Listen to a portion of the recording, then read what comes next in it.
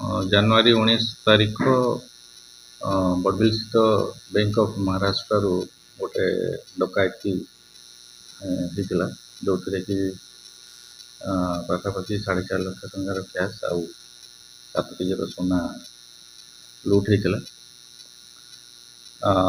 ସେ ଲୁଟ୍ ଘଟଣାରେ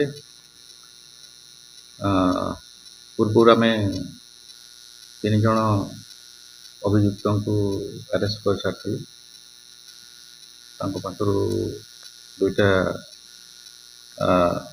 ଭେହିକିଲ୍, 2ଟା ସ୍କର୍ପିଓ ଭେହିକିଲ୍ 2ଟା ଜବତ ହେଇଥିଲା। 280 ଗ୍ରାମ ପାଖାପାଖିର ସୁନା ଜବତ ହେଇଥିଲା। ଆଉ ସେଇ କେସ୍ରେ ଗତକାଲି ଆଉ 2 ଜଣ ଅଭିଯୁକ୍ତଙ୍କୁ ଆମେ ଆରେଷ୍ଟ କରିଛୁ। ସନ୍ତୋଷ କୁମାର ଏଲିଆସ୍ ପାସୱାନ ଆଉ ଜଣେ ନବୀନ କୁମାର ଏଲିଆସ୍ ଯାଦବ, ଏ 2 ଜଣଙ୍କୁ ଗତକାଲି ଗିରଫ କରାଯାଇଛି। ଆଉ ତାଙ୍କ ପାଖରୁ ଗୋଟେ ଗୋଲ୍ଡ ଚେନ୍, ଗୋଟେ ଗୋଲ୍ଡ ରିଙ୍ଗ ଆଉ 2ଟା ଭିଭୋ ଫୋନ୍, 2ଟା ଆଧାର କାର୍ଡ଼ ଏ ଜିନିଷ ଜବତ ହେଇଛି। ଆଉ ଆଜି ତାଙ୍କୁ କୋର୍ଟକୁ ଛଡ଼ା ଆଜି ଅଳଙ୍କାର କେତେ କ'ଣ ଜବତ ହେଇଛି? କେବଳ ଗୋଟେ ସୁନା ଚେନ୍, ଗୋଟେ ସୁନା ରିଙ୍ଗ, ଏତିକି ଆଜି ଜବତ ହେଇଛି ତାଙ୍କ ପାଖରୁ।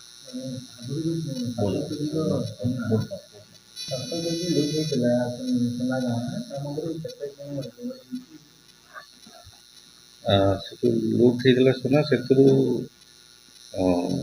ପାଖାପାଖି ପୂର୍ବ ଯେଉଁ ଅଭିଯୁକ୍ତ ମାନେ ଗିରଫ ହେଇଥିଲେ ତାଙ୍କ ପାଖରୁ ପାଖାପାଖି 280 ଗ୍ରାମ ସେଇ ସମୟରେ ଜବତ ହେଇଥିଲା।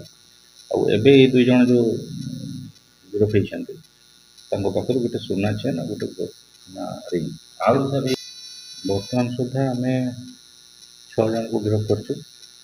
ଆହୁରି ପାଖାପାଖି 4-5 ଜଣ ଅଭିଯୁକ୍ତ ଗିରଫ ହେବେ।